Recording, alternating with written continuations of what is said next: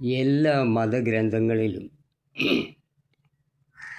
ത്രിമൂർത്തി സ്ഥാനങ്ങളുണ്ട്. ഹിന്ദുമതത്തിൽ വിഷ്ണു, ബ്രഹ്മാവ്, മഹേശ്വരൻ. വിഷ്ണുവിൻ്റെ ബുക്കിൽ നിന്ന് താമരയുണ്ടായി, താമരയിൽ ബ്രഹ്മാവുണ്ടായി. മഹേശ്വരന് ജനനമില്ല, മരണമില്ല, അത് മാറ്റപ്പെട്ടതാണ്. അപ്രകാരം തന്നെയാണ് ബൈബിളിൽ പിതാവ്, പുത്രൻ, പരിശുദ്ധാത്മാവ്. പിതാവും പുത്രനും ഉണ്ട്, എന്നാൽ പരിശുദ്ധാത്മാവിന് ജനനവും മരണവും പറയുന്നില്ല. ഇത് തന്നെയാണ് ഖുറാനിലും പറഞ്ഞിട്ടുള്ളത്. എന്നാൽ ഖുറാൻ അത്ര പഠിച്ചിട്ടില്ലാത്തതുകൊണ്ട് അതിലേക്ക് പെട്ടെന്ന് കടക്കുന്നില്ല. എന്നാൽ ചിലതൊക്കെ പറയാതിരിക്കാനും വയ്യ. വിഷ്ണുവിൻ്റെ ബുക്കിൽ നിന്നും താമരയുണ്ടായി, താമരയിൽ ബ്രഹ്മാവുണ്ടായെന്ന. ഇവിടെ മഹാദേവൻ മറയാണ്. സത്യത്തിൽ പ്രപഞ്ച സ്വരൂപമാണ്, അത് മുഖമാണ്. അങ്ങനെ ഒരു ജന്മമാണ് അള്ളാഹുവിൽ പറയുന്നത്. അള്ളാഹു മറയായ ദേവൻ, അതായത് ദൈവസ്ഥാനത്തിൽ.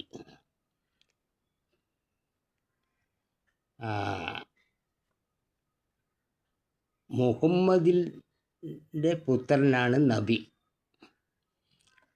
ഇവിടെ പറയാൻ ഉദ്ദേശിക്കുന്നത് മുഖത്തിൽ നിന്നും നാഭിയിൽ ജനിച്ചവൻ, അതാണ് പുത്രൻ. അതാണ് മുഹമ്മദിൻ്റെ മകൻ നബി.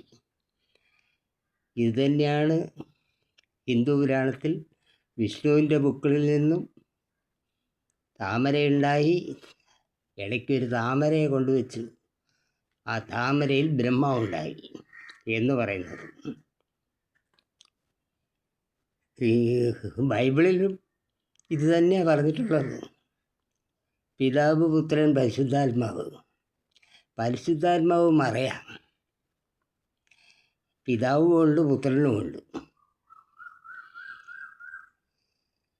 പിതാവിൻ്റെ സ്ഥാനത്ത് ജോസഫാണെന്ന് മാത്രം, പുത്രൻ്റെ സ്ഥാനത്ത് യേശു.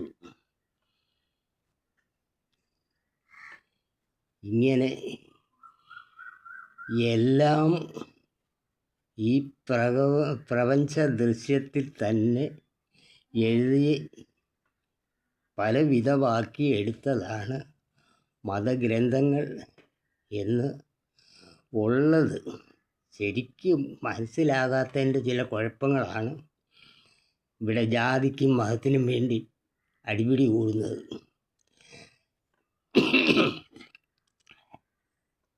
ഭാഗവതത്തിൽ പറയുന്നു, അബ്രം മുതൽ ഇരുമ്പ് വരെ എന്നാണ്. അതായത് സൂര്യമണ്ഡലം അബ്രവും താഴെ ഭൂമി ഇരുമ്പുവാണെന്നാണ്. ഇത് ബൈബിളിലേക്ക് വിവർത്തനം ചെയ്തപ്പോൾ അത് മനുഷ്യരിലേക്കായി. അത് അബ്രഹാം മുതൽ ഇസഹാക്ക് വരെയായി.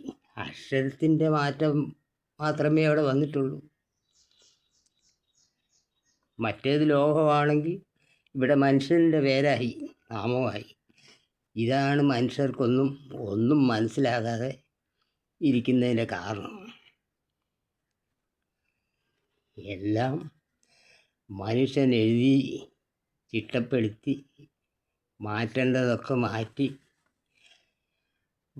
ഒന്ന് തന്നെ വായിക്കുന്നവർക്ക് ഒന്നും മനസ്സിലാകത്തില്ല. എല്ലാ മതഗ്രന്ഥങ്ങളും ദൈവത്തെയാണ് മറയാക്കിയിരിക്കുന്നത്.